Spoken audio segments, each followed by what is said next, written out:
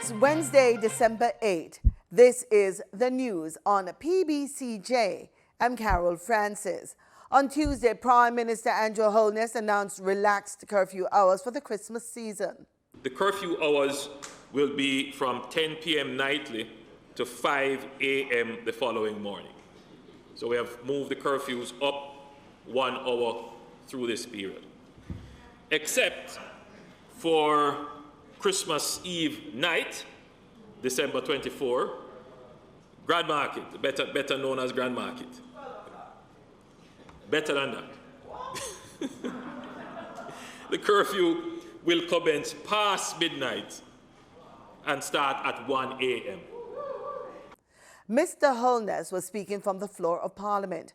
The current measures under the Disaster Risk Management Act expires on December 9. And for New Year's Eve night, December 31st, the curfew will commence after midnight at 1 a.m. early on New Year's Day. For all other days, the curfew will remain, as I've said before, at 10 p.m. And this will remain in effect until 5 a.m. on January 14th, 2022. The mandatory work-from-home order for public sector workers will come to an end on December 31. Prime Minister Andrew Holness made the announcement on Tuesday in the House of Representatives as he updated the country on new COVID-19 protocols. There have been a number of concerns expressed about the loss of productivity that this measure is having. We need to get back to normal, but of course, to do so safely. This is not to say that we are abandoning work from home totally. It will be an option, but not a requirement. Individual ministries, departments, and agencies should assess their own circumstances and determine what is best. The work-from-home order has been in place since 2020. However, Mr. Holness says the goal is to return to full productivity by January 2022. The government passed the Public Bodies Management and Accountability Regulations during Tuesday's sitting of the House of Representatives. Finance Minister Dr. Nigel Clark, who piloted the regulations through the House, underscored the significance of public bodies and their boards to the governance of a country. Simone Absalom Gale tells us more in this report. Minister of Finance and the Public Service Dr. Nigel Clark says there are 146 public bodies in Jamaica managing a chunk of the country's capital expenses. So public bodies have significant responsibilities. With this level of revenues and this level of capital expenditures, public bodies have significant procurement and contracting responsibilities. We depend on the boards of public bodies for governance and stewardship that oversees the preparation of their budgets and their corporate plans and the achievement of public policy objectives. Failures in governance, therefore, can have grave consequences. He says the regulations highlight the government's recognition of the need to have a wide cross-section of Jamaicans involved and represented in important decision-making towards growth and development. The Finance Minister furthers that in the spirit of transparency, Regulation 4 stipulates that the Financial Secretary is responsible for establishing a database of competent prospective directors. This is pivotal, Madam Speaker, towards meeting the need for transparency in the selection and appointment of prospective directors. Concerns have been aired recently about the competence of board executives, management of funds, and procurement procedures within public bodies. Dr. Clark notes that the regulations cannot resolve all issues, and they will have to be revised from time to time. There's nothing that will replace the need for good people. And you can't legislate good people. Laws don't make good people. The Public Service Minister says school boards will fall outside the ambit of these regulations, and they will not apply to ex officio members of boards. For the news on PBCJ, I'm Simone Absalom Gale. December 8 is the anniversary of the birth of reggae icon Frederick Toots Hibbert. A floral tribute was held in his honor on Wednesday, December 8. Knowing Toots for many, many years and having been associated with his activities, and then for him to have been the first festival song winner and the last official release by Toots was an entry in the festival song competition. And so it was in the beginning, so it was in the end.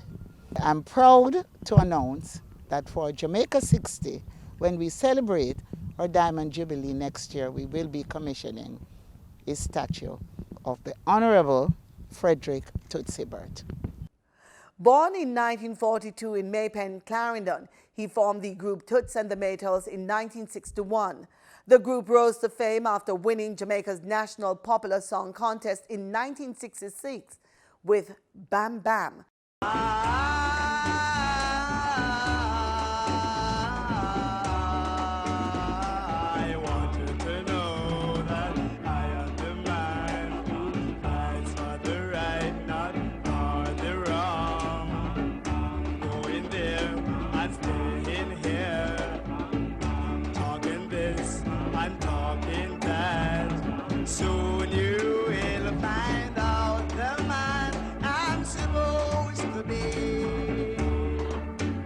Toots Hibbert, who is credited as one of the pioneers of reggae music, died on September 12, 2020, after a brief illness. He was 77 years old.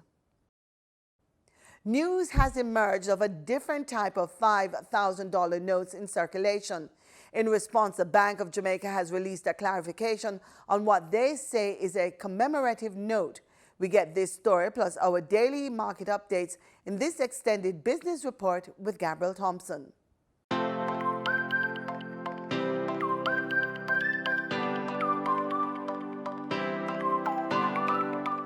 The Bank of Jamaica is providing clarity on the appearance of two $5,000 notes currently in circulation. In a statement, the BOJ said it has been advised that persons are experiencing difficulties conducting transactions with the banknote and apologized for any inconvenience caused. The central bank says a $5,000 commemorative banknote issued on July 23, 2012 in celebration of Jamaica's 50 years of political independence is currently in circulation. Although the commemorative $5,000 note is similar to the standard $5,000 note, there are some differences in appearance. The front of both versions of the $5,000 note features the image of the late former Prime Minister of Jamaica, the Most Honorable Hugh Lawson-Shearer. In addition to this, the front of the commemorative $5,000 note also features the Jamaica 50 logo. The back of the standard $5,000 note and the commemorative version are similar except for the vignette, which is an aerial view of Highway 2000. For the commemorative $5,000, the back of the banknote bears the photograph of a group of children from the Central Branch Primary School, representing the national motto, "Out of many, one people."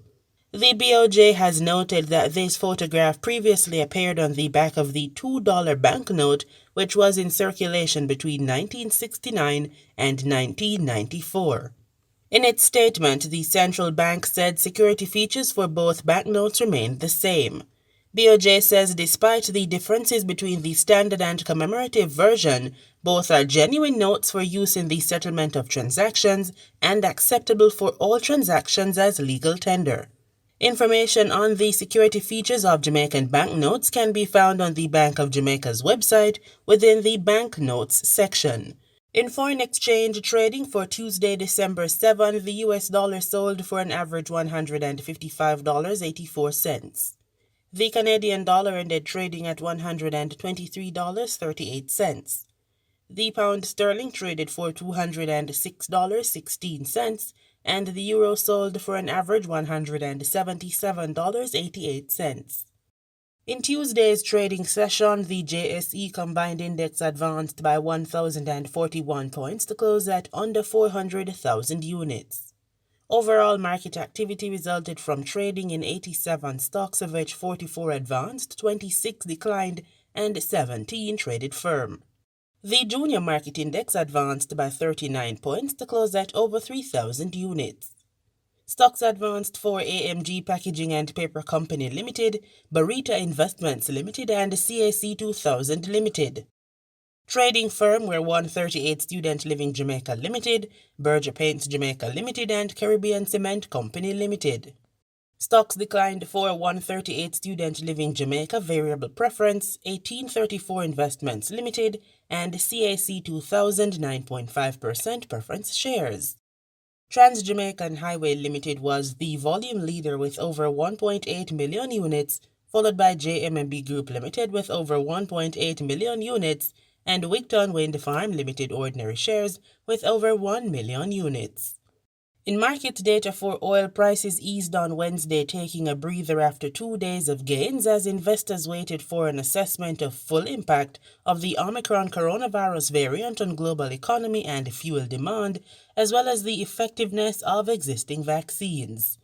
Brent crude futures dropped 19 cents or 0.3% to $75.25 a barrel. West Texas Intermediate crude was at $71.82 a barrel, down 23 cents or 0.3%, having gained 3.7% in the previous session. Oil prices rebounded earlier this week from a collapse last week on rising optimism that the new Omicron variant will not cause major economic damage. And with that, we close this Wednesday edition of the Business Report Inside the News on PBCJ. I'm Gabrielle Thompson. Pleasant viewing.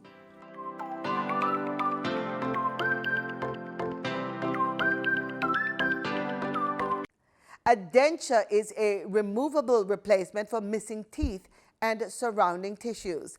They come in two types, complete and partial dentures. Complete dentures are used when all the teeth are missing, while partial dentures are used when some natural teeth remain. In today's Living Healthy report, Dr. Heather Lawson-Myers talks about dentures, how to care for them and replace them if needed.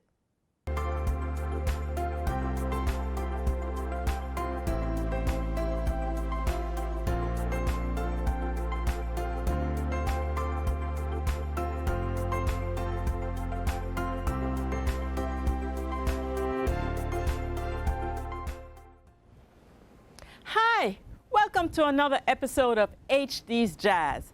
I'm coming to you from Fort Rocky on the Palisadoes Strip, once a mighty naval force that defending our island. Today, it's in ruins. We're going to spend some time talking about how to manage the ruins of time.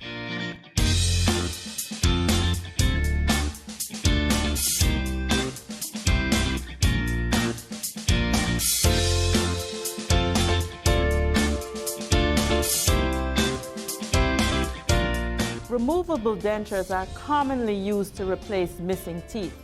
They look great when they're just put in the mouth, but over time, the bone under the gum reduces in size, it shrinks, and as that bone remodels, the fit of the denture changes.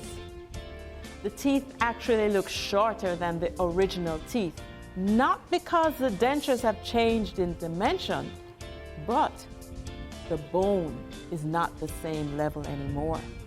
Having appliances checked regularly in the dental office is important because an ill-fitting denture can, over time, without you feeling any discomfort, cause oral cancer.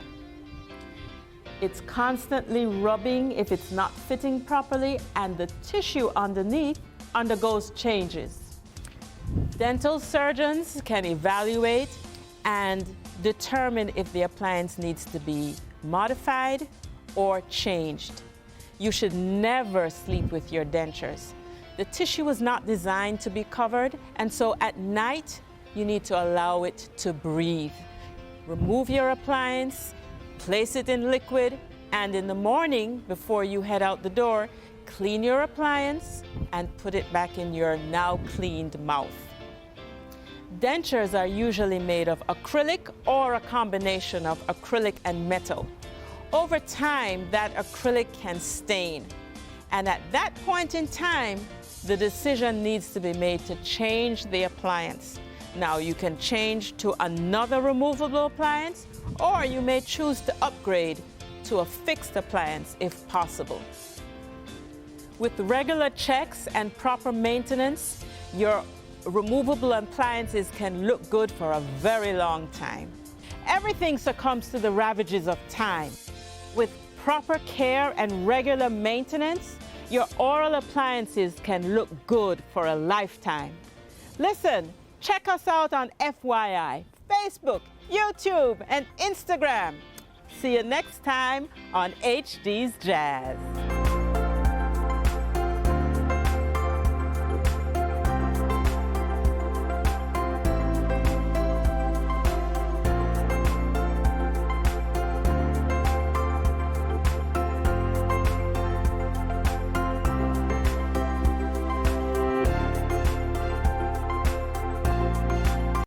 In regional news, we begin in the Bahamas. There are no plans to tighten COVID-19 restrictions this holiday season. The country's Health and Wellness Minister, Dr. Michael Darvell, says although a new coronavirus variant has caused alarm, COVID-19 cases in the Bahamas are down. Jasmine Brown reports. With the festive season fast approaching and holiday gatherings on the horizon, many are wondering if that means there could be tighter restrictions to prevent the spread of COVID-19. The Health and Wellness Minister says so far that's not even on the Davis administration's radar. We are watching everything. We have not made any recommendations as to whether or not it's necessary to tighten anything. As it stands right now, the numbers are low. The viral load is low. When the viral load is low, it gives us opportunity to look at new protocols. When the viral load goes up, we will make a determination if there has to be some additional changes to our protocols. But as it stands right now, the statistics are proving that the viral load is low. Dr. Darvell says numbers do not lie, adding that new cases and hospitalizations remain the lowest they have been for months. We have a country and economy to grow. Our number one industry is tourism. We have to be very mindful of the fact that we are in challenges economically throughout the country. We have to pay bills, and we need to ensure that we have a robust tourism sector, but we need to do it in a safe and protective way. Despite a positive outlook, the health minister was quick to insist the last thing residents should do is think the pandemic is behind them. I'm advising everyone during the Christmas holidays to make sure you wear your mask, socially distancing, and to sanitize. These are proven mechanisms to prevent the spread. His comments come as fears over a new COVID-19 variant persist. The Omicron variant was named a variant of concern by the World Health Organization last month. The variant discovered in South Africa has more mutations than any other variant discovered to date. Darvell says that's even more reason for everyone's guard to remain up. We must be mindful of what's going on around the world. We know, everyone knows, that the new mutated variant is there, and it's not a matter of when it will come, how it will come to the country. It's a matter of when. Now, one thing Dr. Darvell continued to stress is that residents must continue to remain vigilant, as he says it's clear COVID-19 will be around for many years to come. Reporting for our news, I'm Jasmine Brown. Over in Grenada, residents will no longer need to watch the clock trying to evade curfew hours, as this barrier is now removed. Cabinet has endorsed the Health Ministry's decision to remove the midnight to 4 a.m. curfew for Grenada. We have more in this report. The complete removal of the curfew hours have come just in time for Christmas. The government of Grenada believes the curfew has had a negative psychosocial effect on citizens, and with that in mind, safely removing the curfew will bring leverage to the issues faced. Take that into consideration when also looking at what's happening within the other regional islands, as well as the world at large. So it's breathing space, and I do hope, and we do hope, that this breathing space remains indefinitely. But what do Grenadians really think about the ease of restrictions? How I feel about the curfew hours, no more. I'm kind of relieved because we like to go late night fishing. My fiance liked to go late night fishing, so now that's an option, which it wasn't an option before. Also, we were hoping to be able to drive around the country on Christmas Day and visit family members. So now that we don't have to worry about a time limit, let's see how long it lasts. What I believe is that they should keep the curfew as it is now, just to captivate on the action of the crime. Because if you notice, last weekend a lot of things happening, and prior to that it's happening. So to put it under control, the curfew should be like how it is and remain how it is. Well, okay, well, that give me more time now that I could have to do more business. Like, okay, I have cause to rush home. You know, I'm not a limer, but give me no time to do what I have to do, and so on. And I hope that that will remain that way until next year, and there will be no cases and to add to that and so on. And let's hope for the best. More time to shop, what do you think about that? I'm not into the shopping thing. Grenadians will have much more time to socialize and spend time with their families. That again, even hands us that we spend more time with the family. Because remember that before the curfew and before the corona, people didn't have much time to spend with the family, only running. But now, that gives us time to spend with the family. Not because of no curfew again, but still that we should leave it like that and remain like that with the family. So I appreciate that, and I hope for the best. Health Minister Nicholas Steele says, though further ease in restrictions in regards to the complete removal of the curfew increases the risk, it is worth taking. I think responsible governance necessitates that wherever possible, that easement, and whenever possible, that easement be given, with an understanding that we're in this together, and if and when, God forbid, there is a need again to tighten up on one area or another, we'll do so with that understanding of why. Businesses now have the option of staying open later as the curfew removal goes into effect. I am Gerard Joseph for GBN News. And we go to sports. Jamaica's Olympic sprint double champion and World Athletics Female Athlete of the Year 2021, Elaine Thompson-Herah, received a diplomatic passport from the government of Jamaica on Tuesday, December 7. The passport allows the 29-year-old to travel overseas as an ambassador at large. Thompson-Herah, the fastest woman alive and the second fastest in history over the 100 and 200 meters, has big plans for her sprint career. Every year you put yourself at a barrier which you have to try to beat that person. So I'm trying to beat the Elaine that I was last year. Oh, that's so sweet. Jamaica will soon have a national sports museum. This was disclosed by Minister of Culture, Gender, Entertainment and Sport, Olivia Babs-Grange, at the newly refurbished Special Olympics Jamaica Multipurpose Court. Marlon Samuels reports. Jamaica's Special Olympians will be able to prepare for the January 2023 World Winter Games in Russia on a newly refurbished court in Independence Park. Here they will continue to hone their skills and make Jamaica proud. The Digicel Jamaica Foundation has been supporting Special Olympics for over 20 years and had partnered with the government of Jamaica in 2015 to secure this special place in Independence Park so that our Special Olympians would have their own courts, stands, and convenience facilities. Time took its toll, and we at the foundation, who ensure that what we start remains in good repair, are pleased to see that the viewing stands have been repainted and the courts resurfaced.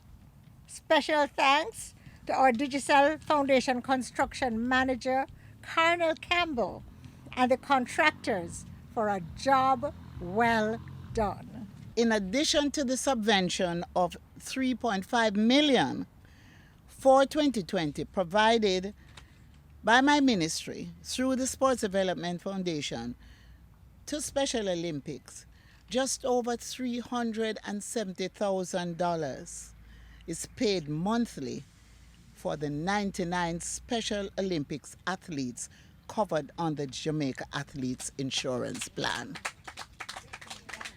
So we make sure our athletes are covered. The abled ones and even those with disabilities. You're all important, equally important to us. So this amounts to an annual figure of more than $4.4 million.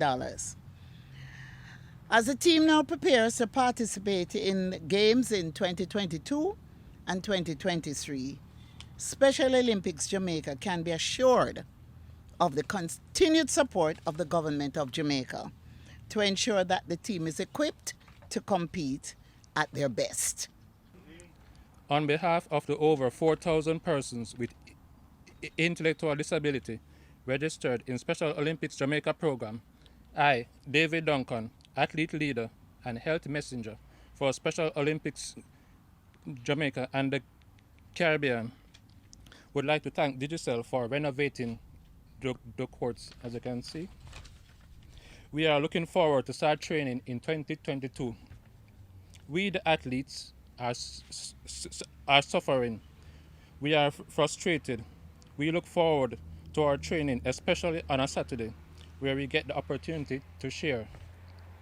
This is our home, and we try our best to keep it clean. Thank you for all your continued support. We just need a chance. The sports minister used the opportunity to update the country on plans for the National Sports Museum. We have developed the project to the extent where we are looking at it as a Jamaica 60 project, where the Jamaica Sports Museum will be signed off by PMSEC, which is the Public Investment Committee, and then taken to the Ministry of Finance for funding. So finally, the Sports Museum, which will be located in the stadium complex, will become a reality.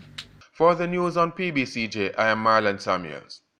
And that's our package. Join us again tomorrow, same time, same place, for more news and sports right here on PBCJ, the People's Station.